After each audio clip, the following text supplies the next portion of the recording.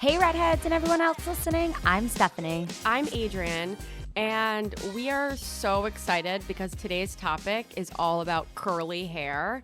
And Stephanie and I naturally have curly hair. It comes from our Italian side of the family. Our dad. And it's like really, really curly. Like my hair, this is Adrian, is really curly. And so I have really loved my curly hair throughout my recent years. You've embraced it. I've really embraced it. My husband loves it. I don't nice. necessarily I don't necessarily wear it all the time because I love to put my fingers through my hair and like I love a good blowout. I love the and we get clean keratin hair. But it's really a journey to love your curly hair just the way that you find that you need to love your red hair. Exactly. And I feel like it was a double whammy for me, and I always really loved my red hair, but I kind of didn't like my curly hair. And I spent like so much money on like straightening it. And like even now, sometimes I'll get keratin. But Stephanie and I, we've done many videos on this. We love keratin for the frizz, but we really do like wave and like a feel in our hair, and like the volume is nice. So we have really the perfect guest on. We're so excited to talk to her. Her name is Michelle Breyer. She is the co-founder of NaturallyCurly.com. And I specifically have such a connection to this website because I don't know if you remember, Steph, but when we were first starting howtobearedhead.com, one of Stephanie's best friends, Laura, who is a newscaster now in Virginia, we were over her house, and her sister, Laura's sister, Daniela, has really curly hair. She does. And we're like, oh, we're starting this website called howtobearedhead.com. We're so excited. And she's like, oh, it reminds me of NaturallyCurly.com. I don't remember that. You know, I vividly remember her being like, it reminds me of NaturallyCurly.com. And I love that website because it talks about all the different types of curly hair, because you can be on different spectrums of curls and like what products are the best. And I thought, isn't that interesting that curly hair, which I guess is a niche market. It is. But it's a very loyal niche market because there's so many people with curly hair. And it's a huge Yeah. niche market. Yeah. And we've worked with NaturallyCurly.com throughout the years on how to be a redhead because they're both very interesting markets, because a lot of redheads have curly hair and a lot of curly haired people on NaturallyCurly.com are redheads. And there's really like this connection. A lot of redheads have frizz. A lot of redheads feel like, oh my God, my hair is never going to be tamed, and like definitely use the lion emoji all the time. And so we're just really pumped to talk with her about like how she started Naturally Curly, her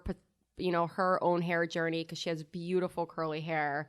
And basically, I know Stephanie and I really wanted this episode to be all about confidence. We wanted redheads to tune in if you have curly hair and really see kind of the journey on how she loves her curly hair, what you can do, product recommendations, and how to really rock it like a redhead. Mm-hmm. So let's call her up. Guess what, redheads? The H2 Bar Box is now offering a deluxe version of the Beauty Box, sent out 4 times a year, in addition to the monthly box. You now have 2 options for enjoying the Beauty subscription box for redheads. The monthly box is worth $80 plus, and the deluxe quarterly box is worth $250 plus. Each and every product is redhead friendly approved. Head to h2barbox.com to subscribe and use code podcast to receive 20% off. This is Michelle. Michelle, hey, it's Adrian and Stephanie Vendetti of howtobearedhead.com. Hi, how are you? Hi, how are you? It's such a pleasure to talk to you. Well, thank you so much for reaching out. Yeah, I'm. It's an honor to be on your podcast. Oh, thank you. We were just sharing a story about how we were on NaturallyCurly.com way before we started How to Be a Redhead. So, as both curly-haired girls, we want to thank you for creating the platform. Oh, thank you. Well, I'm sure there are a lot of people who are thankful for the platform that you've created too. So, got to be out there, fighting for, we get it. Like we know, like they're going through what you're going through. Yeah. Right. Definitely. It's all about the connection. So to kick it off, talk to us about your hair journey and what it was like growing up with curly hair. Oh my gosh. Well, when I was growing up, there was no knowledge about curly hair at all. It was even though half the population had curly hair, there were no products. Stylists did not know how to work with curly hair. It was something that you kind of were ashamed of and that you fought. Like nobody really embraced their curly hair. So my mother cut my hair into a pixie for most of my, first, 10 years of my life. And us too. Us too. Horrible photos growing up. Horrible. Yeah. She thought it was very cute. And, I'm sure she had straight hair. My sister had straight hair. So it was what she knew. When I was in middle school, I started wanting, to have hair like my friends. And so I would brush it, which is, absolutely not something you do with curly hair. And so that kind of earned me the nickname Bozo from my, the kids in my junior high school class, the boys. And I get that. So that really like improved my self-image incredibly.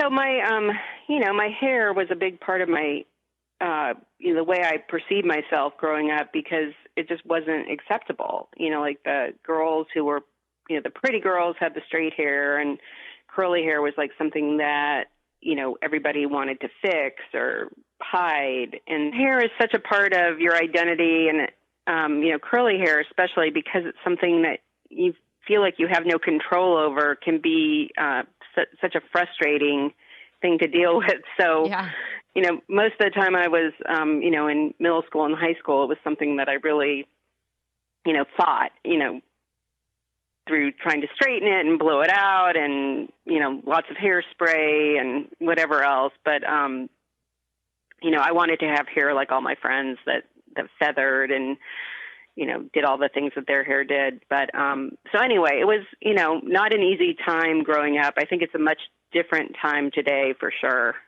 Right. And what have you learned from your journey in building Naturally Curly? Well, that, strength comes in numbers, that when it really was a grassroots movement. And I think that, people were sick of waiting for someone else to tell them, you're attractive or we're going to find the solution for you.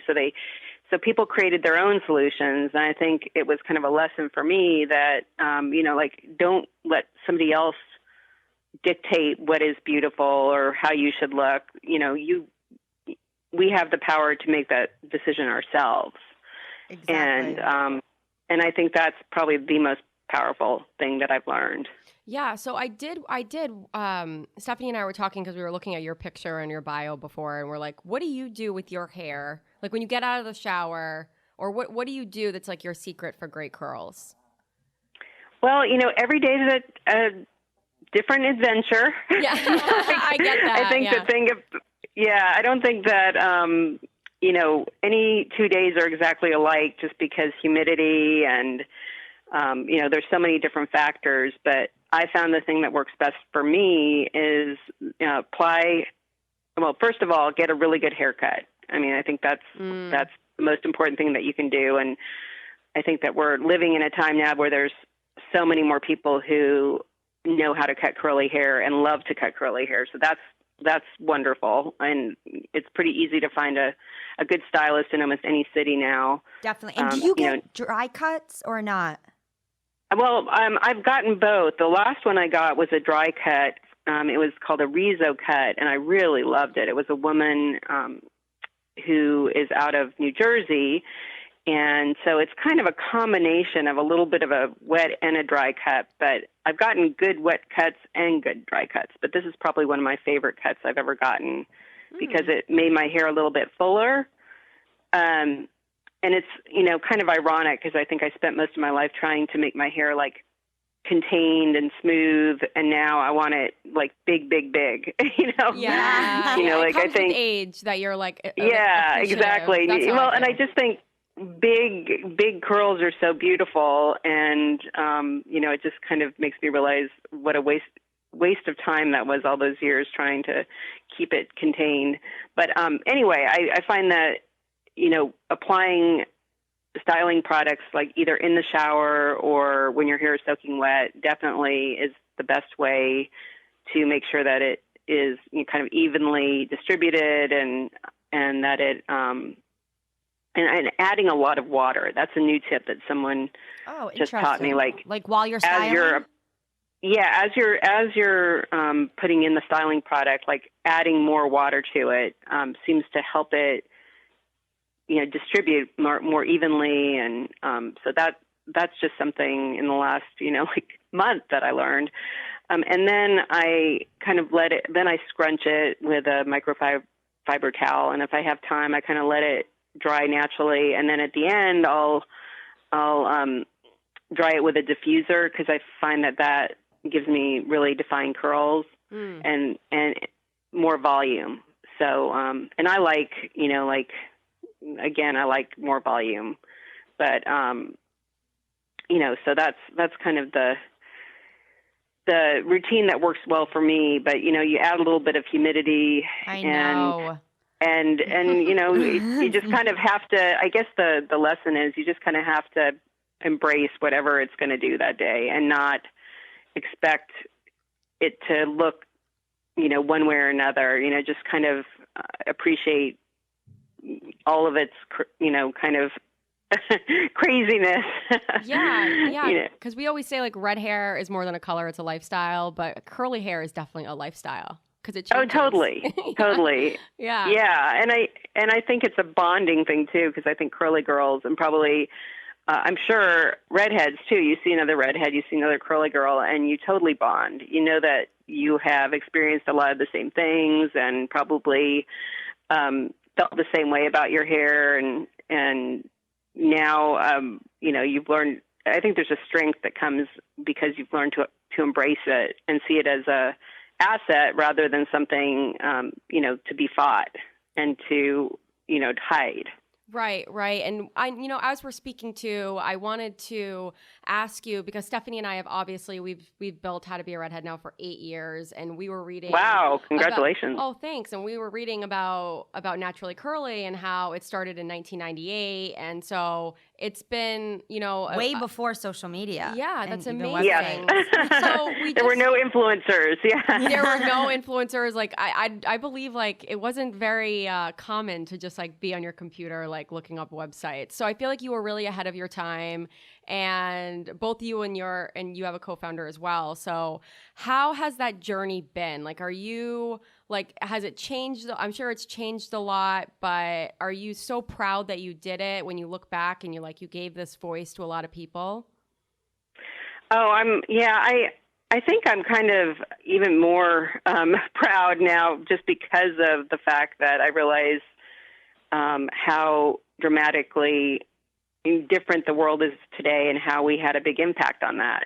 That we kind of helped set the foundation for what's happening today. Like we helped create kind of this kind of critical mass of people to feel good about their hair, and for stylists to want to learn how to work with curly hair, and for brands to realize that, there's a huge market, and that they, were kind of inspired to create products for curly hair. So I'm feel incredibly kind of humbled and proud of what we were a part of. Like it really was like a grassroots effort that was happening, kind of everyone doing their own part, like lots of different people who contributed to creating, like this curl culture that we have today. And, like I think we were a part of it, but we were just one part of it.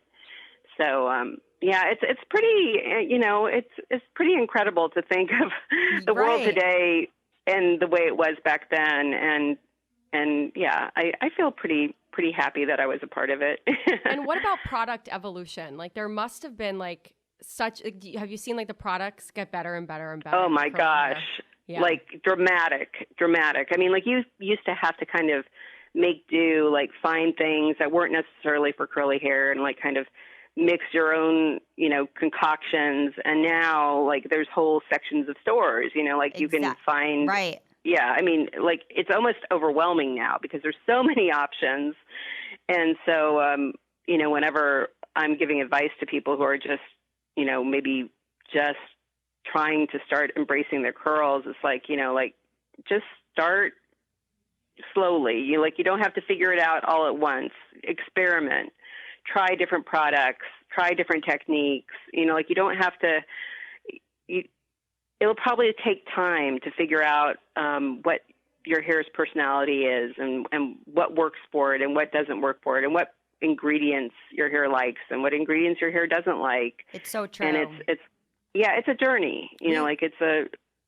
Yeah, Adrian and I were just talking really recently about the shampoo and conditioner that we received from a company, and I think it has, I don't know what it has in it, but I don't know the brand of it, but it works really well for Adrian's curls. But for mine, I'm a little bit more on the wavier side of things, and it just makes my hair look really greasy. So when you just mentioned that, it reminded me of how, that shampoo and conditioner works great for Adrian. Her hair's thicker, whereas mine, it does not work for at all.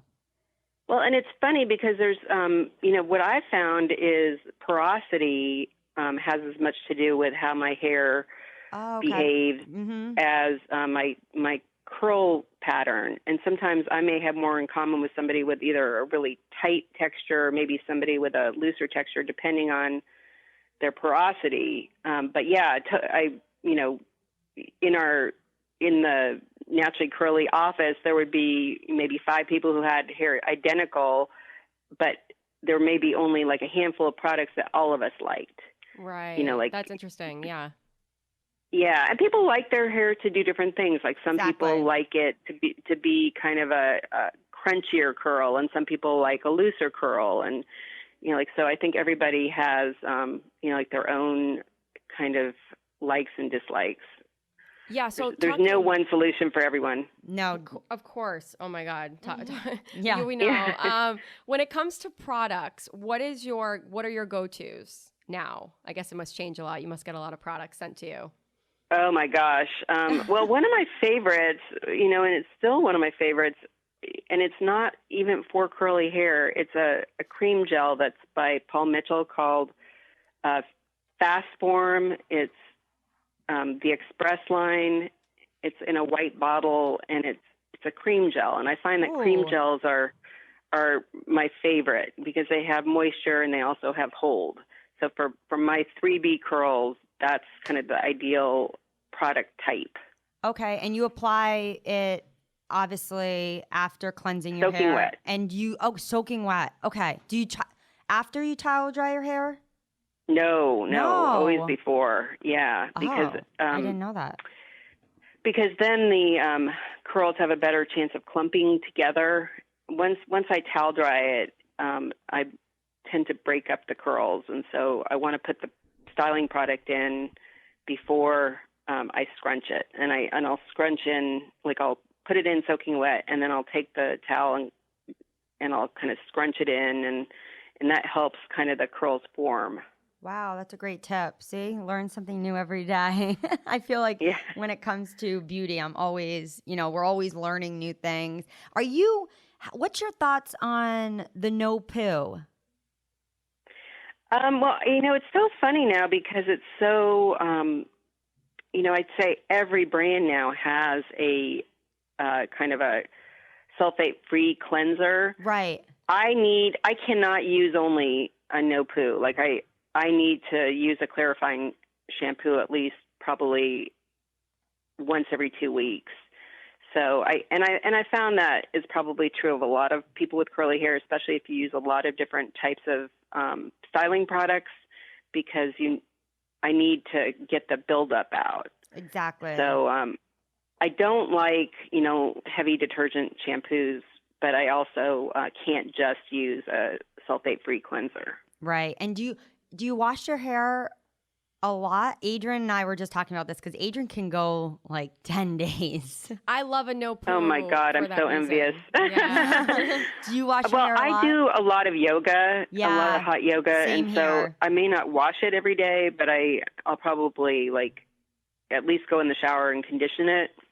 Yeah. So this is Stephanie speaking. I do hot yoga maybe 5 times a week, sometimes 6. And I feel like I'm washing my hair more, especially now that it's obviously more humid out and hot. Do you have any tips for someone who's listening if they are working out a lot and how to kind of prevent having to wash it so much?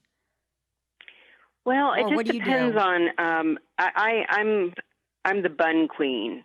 Yeah, I wear a bun a nothing lot. like a bun, right? Yeah, and I think sometimes during the summer, especially when it's hot and humid, and you are working out a lot, that's probably the least damaging to your hair. And I think maybe just wet it and condition it, and don't cleanse it. I think that's one of the best things you can do. Okay, maybe But I should try that. Yeah. I'm always, I have to admit, I'm envious when I see people in my yoga class who, like, they walk in and they have, like, straight, silky hair. And Yeah, I know what their you hair mean. looks exactly the same walking out as it does walking in. You know what's so funny? You said that. I was leaving class last week and I was walking in my car and this girl was in front of me who attended class and she had stick straight hair and she just let it out of her bun and it was perfectly straight. I mean, she obviously sweated a little bit, but I looked at her and I'm so, going back to like how we started How to Be a Redhead, and I've come to really, love who I am and my hair, but I looked at her and I was like, damn you. I know. You can embrace your hair and still have a little bit of envy. Exactly. I'll always feel a little bit envious that it just seems easier. It does. And that they can take it out and, swing their hair around and right. That will never be me. And I've never come to peace with it, but it doesn't mean I'm not envious sometimes. Yeah. And, I have a really good friend in New York City and she's a Pilates instructor and she has stick straight hair and she's always telling me that she wishes that she had more volume and able to hold a curl. And so I think, people want what they don't have. People want, exactly. That's and I think, the one thing I can say now, my hair is such a part of my identity, and it's a wonderful part of my identity. And I wish I could have appreciated it much earlier in my life, because now I see the beauty of it. But better late than never. And I'm glad, like my daughter, she totally embraces her curly hair. That's so great. She has, and never has wanted to straighten it. And so, I feel like that may be kind of the biggest gift that I gave is, helping create, kind of a world, a culture where we do see curly hair as being beautiful and, that it is something that we can see as an asset. Yeah. So Naturally Curly, we feel like the beauty of it obviously is the community and that people who they don't really love their hair, they're able to go to Naturally Curly's social media now, even the website, and be like, wow, maybe I really do love my curly hair. It's just that I need to do this, and this to make it a little bit better here, better there. So for the redheads listening in who have curly hair and they haven't embraced their curls yet, what suggestion would you give to them to jump in and start loving it? Well, a couple of things. First of all, I would check out our salon finder to find a stylist in their area, because I do feel like that's indispensable. Like somebody who loves curly hair and loves working with curly hair, because that can make such a difference in terms of, like how your hair reacts to everything. Like a good haircut can be life-changing. And then we have a quiz on the site which can help you figure out your texture type, not just your curl type, but also your porosity and your density. And that can really help you figure out like what styles, what products will work best for you. I would say do the quiz and then just like start experimenting, just start playing around, really dive into all the YouTube videos and things out there. And there's so many great tips out there. There's so many ideas that I wish had existed when we started. But like when I was growing up, just to see that inspiration and get all those ideas, I think, again, be patient, but experiment. And your stylist, finding that right stylist is going to be, kind of essential for you. Yeah, I totally agree. I definitely agree. Haircut's everything. It's a game changer. It is. It's like, And if you see somebody walking down the street whose hair you like, don't be afraid to go up to them and ask them. Like curly girls love to help each other. Great tip. Yeah, it's such a community. It is. Well, thank you so much, Michelle, for all of your time. And we're so thankful again that you created Naturally Curly and the platform it is today and what it has been since you started in 1998. So thank you so much. Oh my gosh. Well, thank you and congratulations on what you've created. It's amazing. Oh, thank you so much for your time and we'll be in touch. Okay. Bye. All right, Okay, bye. Guess what, Redheads? The H2 Bar Box is now offering a deluxe version of the Beauty Box sent out 4 times a year in addition to the monthly box. You now have 2 options for enjoying the beauty subscription box for Redheads.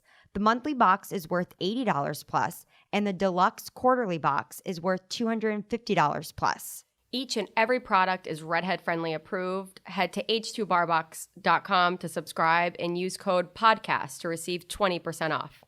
Love the empowerment, love the confidence. And the community. And it goes back to what we said where the communities out there with our Redhead community, with the curly hair community on NaturallyCurly.com, I think that it's just really important, especially this day and age with everything on social media, especially young kids. The fact that she said that her daughter loves and embraces her curls, I think shows itself how important these communities are and how they build empowerment, how they build confidence. And I wish as a young girl that we embraced our curls. And don't you? Yeah. Are you kidding? Did you used to brush yours? Oh my God. I actually, I don't think- I know. I never, I don't want to throw mom under the bus by saying she never brushed our hair. Well, I think, no, she used to try to brush her hair, but I have a vivid memory. I don't know if you remember, Stephanie, but you came to see me at my locker in high school. I remember exactly where we were. At LaSalle? Yeah. And there was this girl with stick straight blonde hair, like two doors down, two lockers down. And she was there mid-class just brushing it. What? And you said to me, can you imagine just being able to brush your hair in the middle of the day? And so I thought it was funny when she brought up brushing because I thought that's someone who really knows curly hair. Like, Yeah. You can't brush it. Throughout the day, I couldn't imagine doing that as a young girl. But what's No. so crazy for everyone who's listening, this is so bizarre, and I don't know if it's happened to any other people, but my hair was stick straight as a young girl. Stick straight. Until I hit puberty. yeah. I mean, no, I didn't even hit puberty. It was like in middle school. It just turned. It just turned curly. Yeah. And- That is crazy. It's true. My and- hair was always curly. And then now we get keratin. We don't get Brazilian because I don't want that stick straight look. But I brought it up to my doctor a couple of years ago, and the doctor I had in New York City said he'd be really surprised if once that time comes when I have children, if my hormones will go back to how it was when I was younger. Oh, that would be. But I love my I'm going to curls. say that's not going to happen to you. I don't know why. But I don't even care. I love my curls now, and that's why we had to do an episode on this because I think it's important that we show our audience that we love our curls. Mm-hmm. Your curls are beautiful, Adrian. And if you have our How to Be a Redhead book, there is a beautiful section on Adrian's curls. And Kira, our hairstylist, we had her on earlier this season talking about human design and everything. She did the hair on our photo shoot, and Adrian's hair looks like Marita from Brave. It is gorgeous. I do. I really love it. I just have a lot of hair. So when it's like curly like that, it feels really heavy. Well, and it's all about what Michelle said, managing it, finding what products work for you, using a diffuser, not using a diffuser. Like the whole tip on stepping out of the shower and wetting your hair, that's life-changing. I mean, making sure it's wet. So I think, I think if you're going to rock it and own it, your red hair, rock and own your curls too. Yeah. So want to help us spread the news about the How to Be a Redhead brand in this podcast? Give us a 5-star review and tell your friends, redheads, and everyone else to subscribe. You can listen to this podcast directly on howtobearedhead.com, on Apple iTunes, Spotify, wherever you listen to podcasts. And don't forget to look at the podcast notes to find links with products mentioned and so much more. Rock it like a redhead.